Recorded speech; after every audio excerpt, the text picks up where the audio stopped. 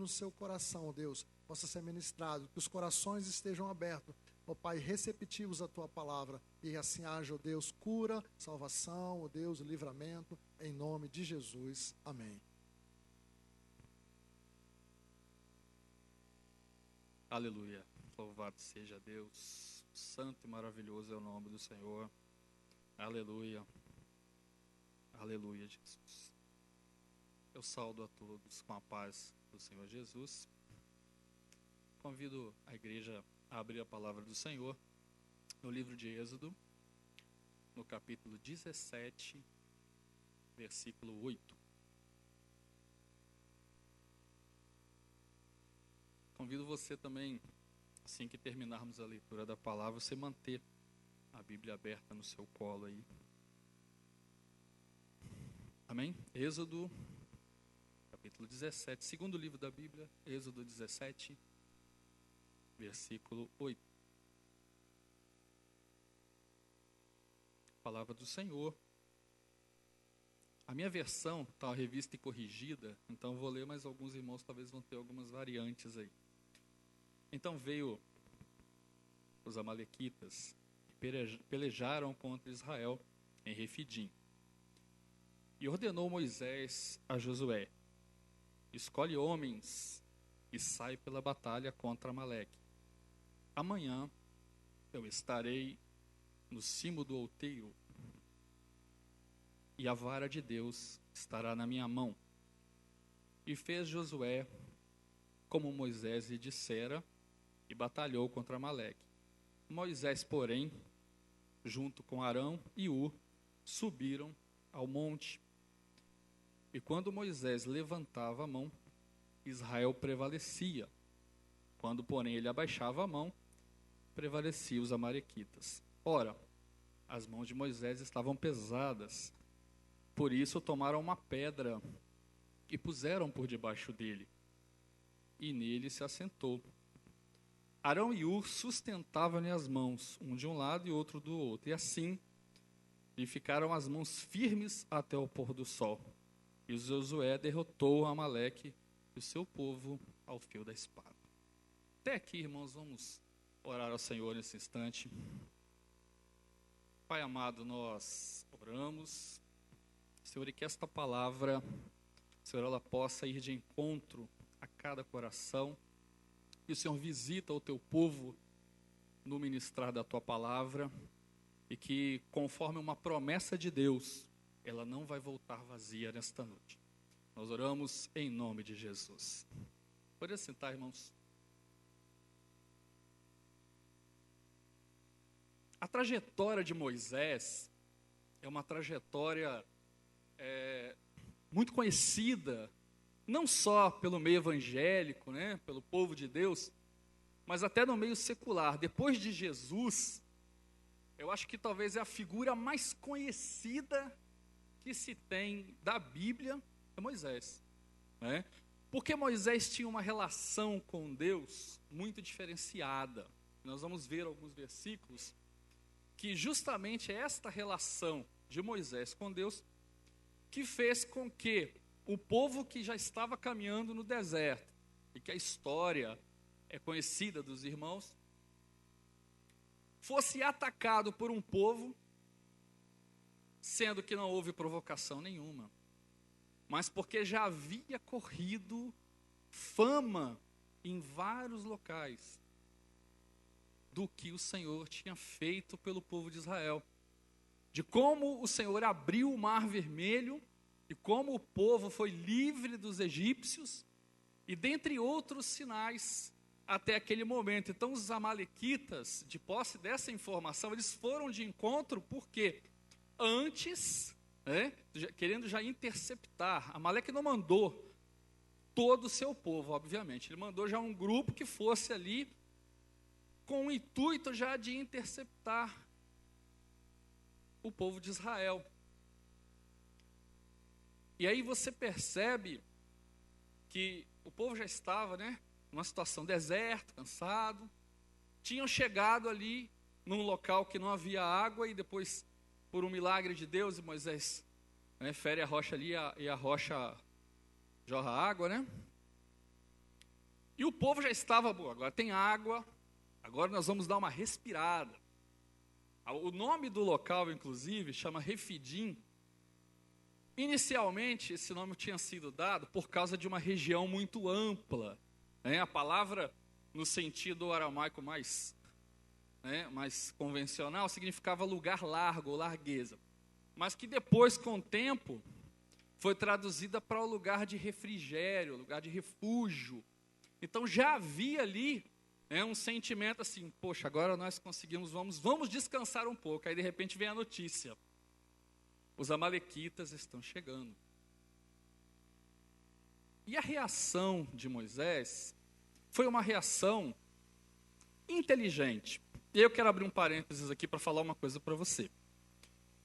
Enquanto eu estava orando aqui, o Senhor me disse que tem algumas pessoas aqui nessa noite que reclamaram a Deus e estavam cansadas das batalhas.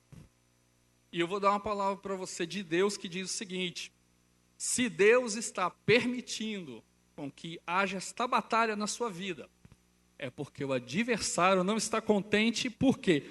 Porque você está diante de Deus. E se você está aos pés da cruz, se você está aos pés do Senhor, se o adversário está revolto, pode ter uma certeza, já tem uma vitória de Deus preparada para a sua vida. Porque Moisés, nessa relação que ele tinha com Deus, nós também como igreja, nós temos uma relação. Lá em Coríntios, 1 Coríntios 2,16 diz o quê? Que nós temos a mente de Cristo. Nós temos os pensamentos do Senhor, então aquilo que está na nossa mente, o jejum, a oração, nós já conhecemos as armas. E observa que diante deste fato, Moisés não se desesperou. Moisés ele teve uma atitude que gerou 2 pontos importantes naquele momento. Mas você observa por que Moisés era uma pessoa com tanto pensamento. Se você der um pulinho lá na frente, em Êxodo 33:11, você vai perceber um comentário que é feito sobre Moisés, que diz assim: e o Senhor fala com Moisés como se fala com um amigo. A relação de Moisés com Deus era tão diferenciada, que não houve ninguém na palavra que relatasse que Deus pudesse se apresentar a ele que não fosse Moisés. Mas por que Moisés tinha essa relação com Deus? As atitudes dele. Veja que o povo estava murmurando, e Deus, já vendo aquela murmuração, disse o seguinte: Moisés, vai, eu vou abençoar vocês, pode ir tranquilo. E Moisés falou assim: não. Isso está em Êxodo 33:15. Se tu, Senhor, não fores comigo, não me tire daqui. Irmãos, a alegria do crente que conhece o Senhor, porque nós amamos mais o abençoador do que a bênção. Porque nós amamos a presença do Senhor, porque nós sabemos que as bênçãos são consequência da nossa relação com Deus, mas não tem maior alegria do que sentir a presença de Deus. Não tem. Às vezes eu assisto às vezes algumas mensagens, eu vibro quando Deus fala, quando Deus opera. Eu fico imaginando aquele povo ali, de frente para um mar e o mar abrir. Deve ser um negócio fantástico, você parar para pensar. Mas se Deus não estiver à frente, não tem sinal, não tem milagre, nada que vale mais. Você pode passar a batalha que for, mas se Deus estiver com você, meu querido, é vitória garantida. É o Senhor na frente, é o Senhor consolando, é o Senhor renovando, é o Senhor fortalecendo, é o Senhor dando direção, dando entendimento, sabedoria. Não tem nada que substitui a presença de Deus. E Moisés sabia disso, tanto é que em Êxodo 33:14 diz que Deus se enchia os olhos com a presença de Moisés. Que alegria Deus olhar para você e ver que diante da batalha, você está de jejum, você está de joelho. Irmãos, isso enche o coração de Deus. Obviamente que Deus vai te abençoar, vai te prosperar, vai dar o que você está precisando. Mas a maior alegria que Deus tem não é você pedir algo, a maior alegria que Deus tem é quando Ele olha para você e vê que você está carente da presença dEle, e que você está pedindo a presença dEle. E é justamente essa característica que fez com que Moisés, diante daquele cenário, agisse de duas formas.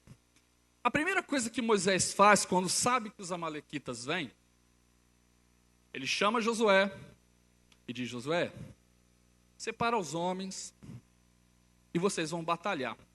Pensa bem, um povo que era cativo, não tinha experiência de guerra, porque os egípcios não preparavam os hebreus para a guerra. Lógico, né? Não ia fazer isso por conta de revolta e outras coisas. Um povo inexperiente em batalhas. Não tinha. Mas Moisés dá a palavra, Josué vai lá e vai realizar a batalha. Uma vez alguém me perguntou: poxa, mas se Moisés, tanto poder, né? Moisés não podia orar e descer fogo do céu e queimar os amalequitas, ou cair um raio. E aí, irmãos, tem alguma coisa que a gente tem que observar?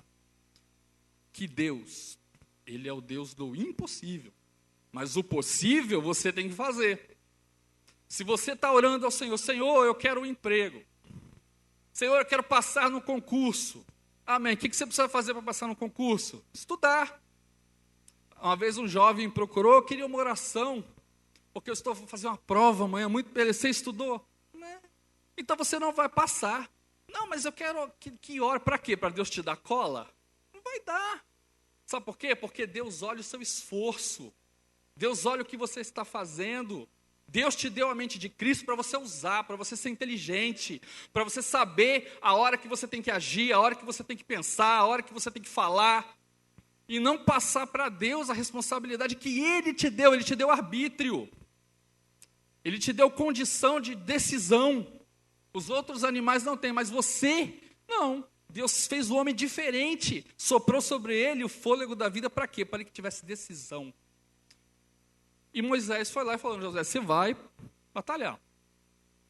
Nós precisamos aprender a batalhar também as coisas desta vida, né? Batalhar pelo seu casamento, batalhar pelo seu emprego, batalhar pelo seu estudo, batalhar pelo seu amigo. Nós temos que estudar. Né? Tá parado, faz pós-graduação, agora faz outra. Né? Quer arrumar um emprego melhor? Amém, vai orar, mas vai estudar, vai se capacitar. Tudo nós temos que agir. Nós temos que colocar em prática. Mas, paralelo a isso, Moisés também sobe ao monte. Moisés também vai para o alto. E aí nós já estamos falando de um outro aspecto, porque a Bíblia diz que a nossa luta não é contra a carne, nem contra o sangue, né? Então nós também temos que entender que no meio de tudo isso há batalha espiritual. Né? Precisa que você se aproxime, como o pessoal fala, né? Mais perto de Deus, para o monte, né? O monte simboliza na relação mais perto com Deus, mais próximo de Deus. Né? Agora uma pergunta que eu faço: Moisés foi sozinho? Não. A Bíblia diz que quando ele foi, ele levou Arão e Ur com ele. Porque nós não podemos, irmãos, nós somos corpo. Nós não podemos achar que a nossa batalha é só sozinho, não é? Nós precisamos estar em corpo, nós precisamos estar, né? A igreja tem que estar ciente da sua batalha, ela tem que ir com você, ela tem que estar participando com você, ela tem que agir com você. Né? Assim como aqueles dois subiram junto com Moisés, nós precisamos subir junto com nossos irmãos também. Né? Com aquele irmão que está do seu lado, que às vezes está passando uma batalha e você nem sabe. Né? Precisamos ir com ele. E a palavra diz que quando ele chega lá, no monte, a palavra diz que ele leva alguma coisa além de Arão e Ur como companheiros. O que ele mais leva? A vara de Deus. Irmãos, aqui ó, essa é a vara do Senhor. É ela que discerne todas as coisas, é ela que age, é através dela e mencionando o que está escrito nela que nós conseguimos abrir portas.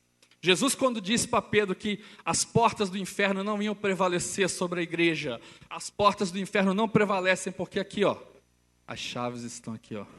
A vara de Deus vai abrindo todas as coisas. A palavra diz que ele sobe com a vara, e a vara, inclusive de Deus, né, mostrando a presença, né, a importância da palavra. Mas quando ele chega ali, que ele olha para o povo e estende a mão e o povo começa a prevalecer, a palavra diz que ele se cansa, porque é natural do ser humano, ainda mais Moisés que não era mais novinho, né? Mas observa uma coisa, por que ele se cansou? Porque ele estava com as mãos levantadas. Irmãos, o grande desafio espiritual do crente é manter as mãos levantadas. Levante suas mãos aí, bem para cima, o máximo que você puder. Repara uma coisa, o ato de levantar a mão é muito fácil, todo mundo levantou quando eu pedi.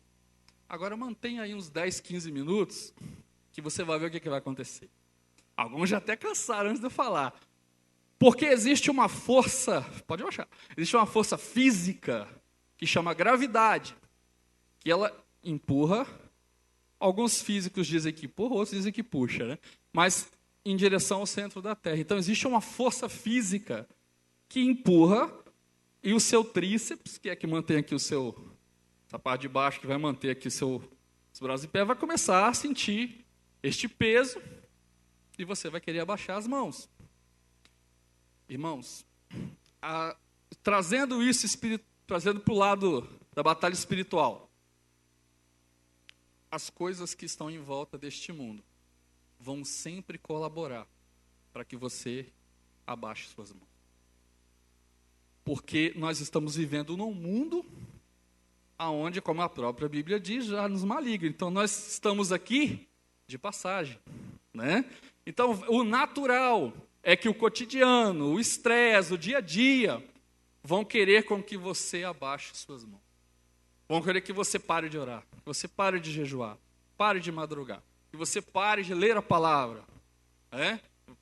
Mas aí observa uma coisa, aí aconteceram algumas coisas para que Moisés pudesse manter as mãos estendidas.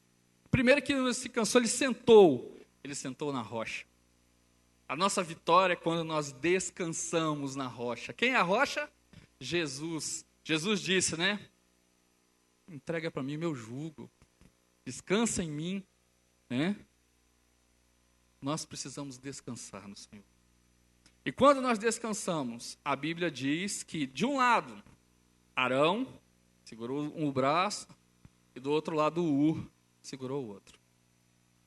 Duas figuras importantíssimas na vida de um crente, que você não pode deixar de valorizar. Quem era Arão? Arão era irmão de Moisés. Se existe duas entidades nesta terra que são diferenciais e são poderosas, uma delas é a família. Você não pode desvincular da sua família. Mas não tem problema, não conhece assim, honra teu pai e tua mãe. A Bíblia não diz assim, honra o teu pai e tua mãe se ele for crente. Não diz isso. A Bíblia diz, honra o teu pai e tua mãe. Né? A tua família, a Bíblia dá tantas promessas para a família, né?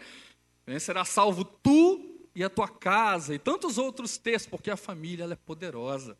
Né? A família é algo de Deus, é uma relação com Deus. Ela precisa estar presente. E do outro lado, quem era Ur? Uma vez eu fiz uma pergunta para um estudo de jovens, quem era Ur? Ninguém sabia. Aí teve até um que brincou, era aquele outro do filme, o Ben-Hur, né? Mas não era esse. Ur era um dos líderes de Israel. Só que você vai perceber uma coisa, se você pesquisar a Bíblia daqui para frente, você não vai ouvir mais falar dele. Porque Ur aqui é símbolo, sabe de quem? Daquele irmão que está do seu lado aí, que ele não aparece, que você não sabe quem é, mas ele faz parte do corpo de Cristo. É o símbolo da igreja, uma igreja que o corpo, tem ação importante? Tem, mas que quem aparece neste corpo é Jesus. Não é isso? Então, o simboliza aquele irmão da igreja que ora, que às vezes você está na batalha e você não sabe, mas tem alguém orando por você.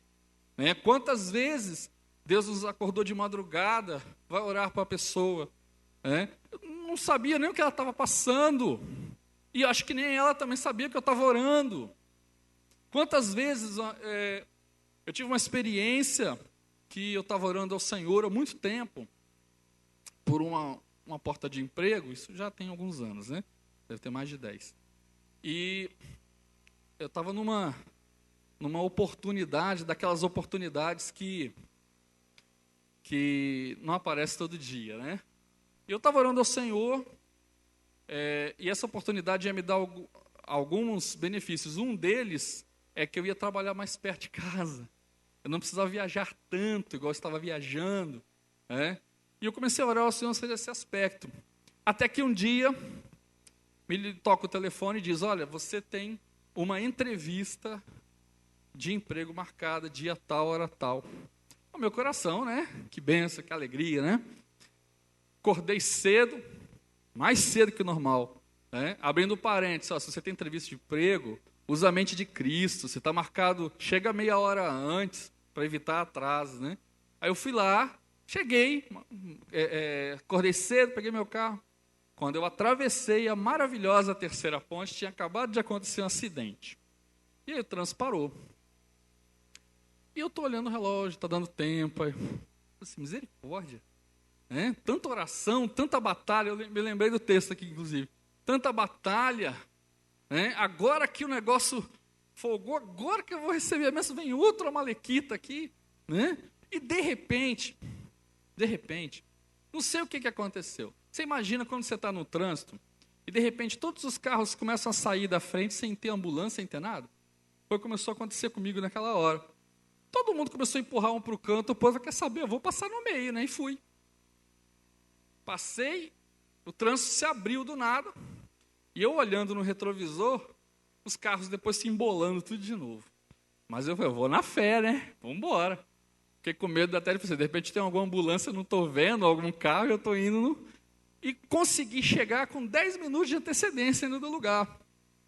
E pela glória de Deus eu consegui aquele emprego de 300 vagas para uma. E aí eu todo feliz, eu fui glorificar o Senhor. E quando eu cheguei na igreja, um dos obreiros da igreja, irmãos, rapaz, olha, era 8h10 da manhã. Deus, do nada, gritou comigo, ajoelha agora e ora pelo Júlio, porque vai acontecer um sinal na vida dele agora. Foi justamente naquela hora. Mas eu nem imaginava que aquele irmão tinha orado por mim sobre esse aspecto, né? Inclusive a conversa, depois eu contando a experiência para ele. Por quê? Porque tem gente que ora que você nem imagina. Deus levanta oradores, né? Pessoas que vieram aqui, né? Que às vezes na tristeza, algum problema durante o dia, irmãos, tem gente orando por você. Você não sabe. Mas tem gente, detalhe, se não tiver gente orando, os anjos vão estar do seu ladinho, vencer, junto com você, guerreando com você. Porque a batalha não é contra a carne. Né? Enquanto a gente está na batalha, a eternidade batalha conosco. Né? Isso para quem já leu sobre batalha espiritual sabe que... Né? E a palavra diz que quando Moisés continuou com as mãos estendidas, não pelas forças dele, porque ele não tinha mais forças. A força dele, que estava mantendo as mãos estendidas, era Arão e Ur. Nós não vencemos batalhas pelas nossas próprias forças. Nós vencemos batalhas quando estamos no corpo, quando estamos na igreja, quando somos um corpo só, um só espírito, né? Quando estamos alinhados com a nossa família, cumprindo as determinações da palavra de Deus. Cada vez que nós honramos o que está escrito aqui, Deus honra o que faz com cada um de nós. Deus honra a sua palavra, não deixa ela voltar vazia, não deixa você passar necessidade, não deixa você perder, né, a sabedoria, a direção. Deus está sempre com você, né, porque Ele é o Senhor, Ele é o dono de todas as coisas. E quando aquela batalha, né, foi vencida, né, com Moisés com a mão continuando estendida e Josué guerreando, e a batalha foi vencida, o Senhor coloca ali um marco. Se você dá uma olhadinha lá no versículo 15, e Moisés edificou ali um altar, e ele chamou aquele lugar, né? Aí pegando a versão completa de algumas Bíblias, Jeová Nissi, o Senhor é a nossa bandeira. A alegria do crente é quando você, servo de Deus, aonde você está, as pessoas olham para você e veem o Senhor. Porque a bandeira é o símbolo de identidade. Quando você vê a bandeira do Brasil, você lembra que é do Brasil. Quando a bandeira dos Estados Unidos, Estados Unidos. Quando você tem o Senhor é a bandeira, quem olha para ele lembra de quem? do Senhor. Quando o Senhor olha a sua vida e aqueles que estão em volta, vê, ó, o Senhor deu vitória ali, hein? O Senhor operou ali, o Senhor fez um milagre naquele ali, o Senhor curou aquele ali, o Senhor visitou aquele ali, porque o Senhor é a nossa bandeira.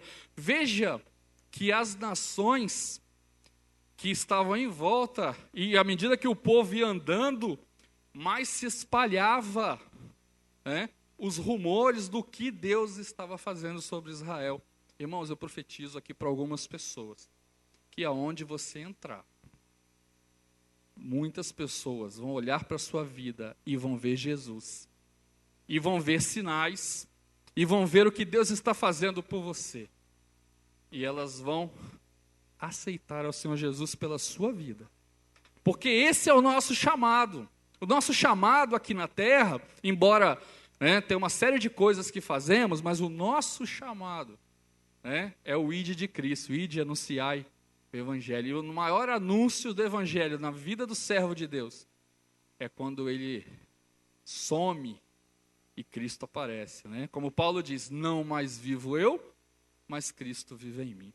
Irmãos, que o Senhor possa nos abençoar e que com essa experiência que lemos na palavra da vida de Moisés, que a cada batalha que nós enfrentar, nós possamos lembrar de que o Senhor é a nossa bandeira, de que o Senhor está à frente, de que o Senhor vai nos guiar e que nós não vamos perder, porque nós não fomos chamados para isso. A Bíblia diz que aquele que conhece o Senhor, ele não é só vencedor, ele é mais do que vencedor. Que o Senhor nos abençoe. Amém? Quantos foram abençoados por esta palavra? Amém. Glória a Deus, né? Eu gostaria de chamar o pastor Pavese aqui na frente. Nós vamos orar. E eu gostaria que você que tem passando por algum